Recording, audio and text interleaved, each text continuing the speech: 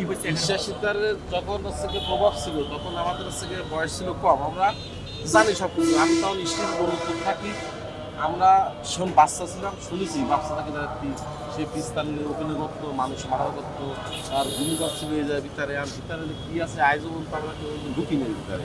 7 নম্বর ঘাটে ছিল, তার আছে ফাঁসির মঞ্চ, বরফ কল, ঠিক আছে। কারণ এটা মানুষ বলতো, আমরা ওই সময় ভয়তে যেতাম না, শুনতাম। কিন্তু এখন যে দেখছি আসলে বরফ কল আছে, আবার আছে কি ফাঁসির মঞ্চ ছিল, কিন্তু এর ভিতরে কোনো সময় ঢোকার সাহস পাইনি। এখনো আজও পর্যন্ত আমরা আছে কি এর ভিতরে ঢুকতে পারিনি।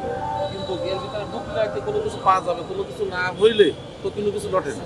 হয়তো অবশ্যই কিছু হয় বললে তারপর হচ্ছে লটে, অবশ্যই এর ভিতরে হয়তো অনেক কিছু আছে থাকলে এটা ছড়াইছে।